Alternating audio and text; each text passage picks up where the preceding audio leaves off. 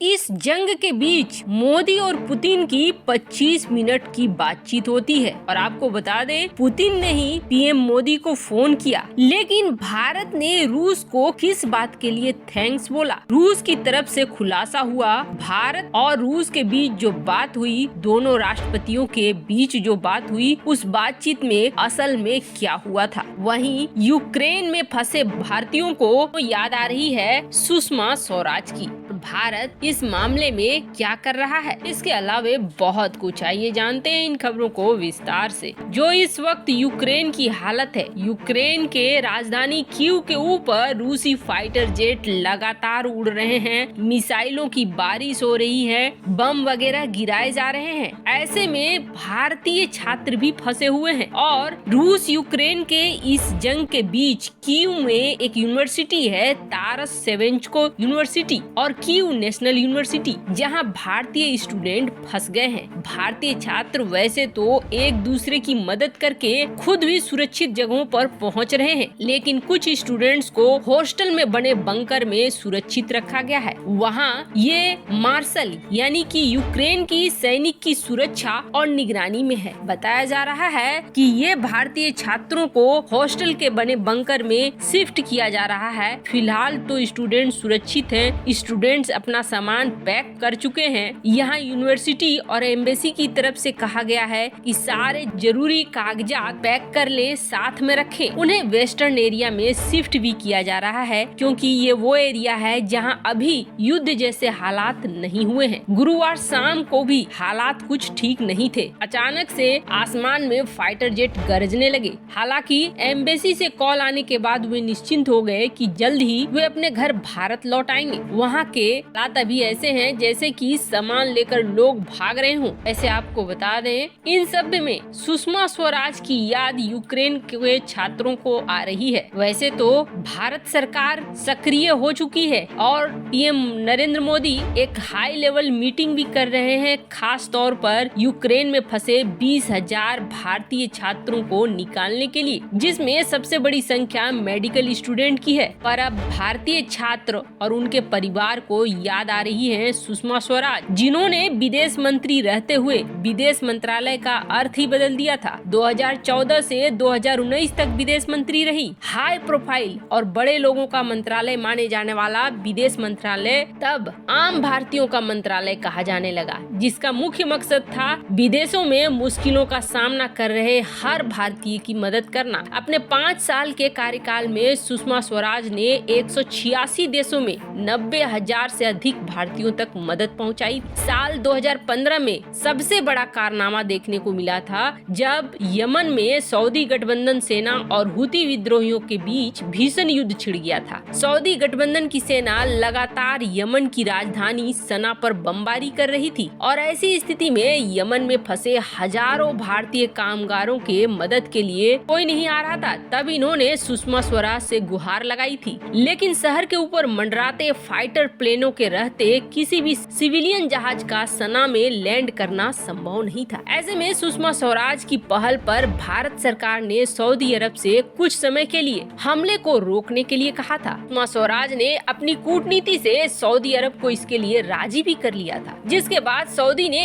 1 सप्ताह तक दिन में बमबारी रोक दी थी। इस बीच वहां फंसे 5,000 से ज्यादा भारतीयों को वापस लाया गया था, जिसे नाम दिया गया था ऑपरेशन राहत। वैसे आपको बता दें, जहां भी भारतीय फंसे होते थे जंग वाले हालात में, वहां उस समय राज्य मंत्री जनरल वीके सिंह जाते थे उन्हें वापस अपने देश लाने के लिए। सूडान से लेकर लीबिया तक हर जगह संकट मोचक बनी थी सुषमा स्वराज। ये ऐसी विदेश मंत्री थी जिन्होंने ये भी कहा था कि अगर भारतीय मंगल पे भी फंसे होंगे तो भी हमारा दूतावास आपकी मदद करने के लिए जरूर पहुंचेगा। खैर, इस वक्त भारतीय स्टूडेंट्स को लाना एक बड़ी चुनौती बनी हुई है। शायद भारत भी इस आशा में था कि ये युद्ध इतना भयानक रूप नहीं लेगा, वरना भारत पहले ही एक्टिव हो जाता। वैसे भारत ने कई बार वार्निंग दी थी कि निकल जाएं छात्र वहां से, लेकिन अर्निंग और जंग के बीच बहुत कम दूरी बची थी। वहीं दूसरी तरफ एक बड़ी चर्चा का विषय बन रहा है राष्ट्रपति पुतिन और पीएम मोदी की बीच की बातचीत। पुतिन ने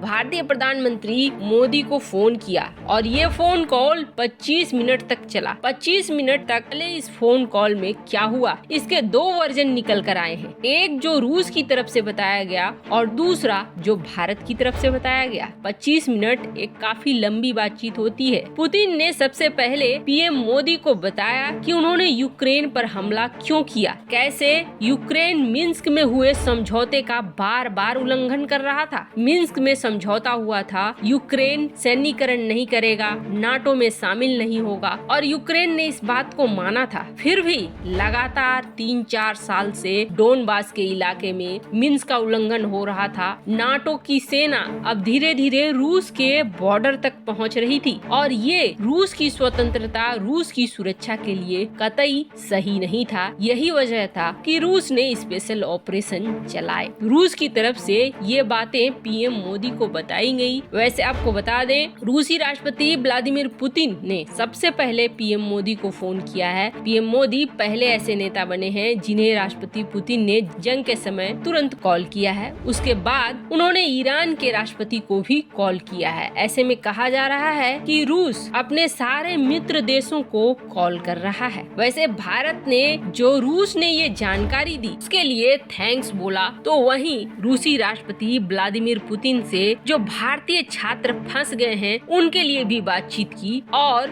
रूसी राष्ट्रपति व्लादिमीर पुतिन ने कहा कि जो भी ऐसे हालात में फंसे हैं उनके लिए उचित कार्रवाई रूस की तरफ से किया जाएगा और भारत को पूरी मदद दी जाएगी। आगे भी भारत और रूस मिलकर हर तरीके का काम करेंगे, रणनीतिक साझेदारी करेंगे और मिलकर चलेंगे। वैसे आपको बता दें, रूस की तरफ से ये वर्जन सामने आया है जिसमें रूस ने ये कहा कि दोनों देश रणनीतिक साझेदारियां बढ़ाएंगे और जो स्थिति है उसको बतला दिया है। रूस ने यूक्रेन के मामले में जो कुछ भी हो रहा है उसे भारत को बता दिया है। कहीं न कहीं रूस और अमेरिका दोनों ही नहीं चाहते हैं कि किसी भी तरीके से भारत को खोए। भारत एक बड़ी अर्थव्यवस्था के साथ साथ एक ग्लोबल पावर बन रहा है और ऐसे में दोनों देश चाहते हैं कि भारत उनकी तरफ रहे, लेकिन इस वक्त भारत एक बैलेंस अप्रोच बनाकर चल रहा है। रूसी राष्ट्रपति व्लादिमीर पुतिन ने पीएम मोदी और ईरान को फोन किया। अब इसके बाद हो सकता है नंबर चीन का हो, लेकिन भारत की तरफ से जो व्याख्या की गई कि क्या हुआ था उसमें ये पता चल रहा है कि भारत ने अपील की है रूस से कि इस जंग को रोक दिया जाए और शांति से कूटनीतिक तरीके से सारी बातों का फैसला हो, जिससे कि विनाशकारी परिणाम न हो, लोग मारे न जाएं। ज्यादा से ज्यादा कोशिश करनी चाहिए कि चीजों को शांति से हल किया जा सके। वैसे भारत ने भी ये कहा कि उन्होंने छात्रों को लेकर बातचीत की है जो अभी किसी तरीके से छिप छिपा कर अपना जान बचा रहे हैं यूक्रेन में, और रूस ने सहायता देने का वादा किया है। वैसे आपको क्या लगता है, रूस यूक्रेन मामले में रुकेगा या फिर रुकते रुकते यूक्रेन पर कब्जा हो चुका होगा? कमेंट कर अपनी राय जरूर बताएं। जल्द मिलते हैं अगली वीडियो में नई खबर के साथ।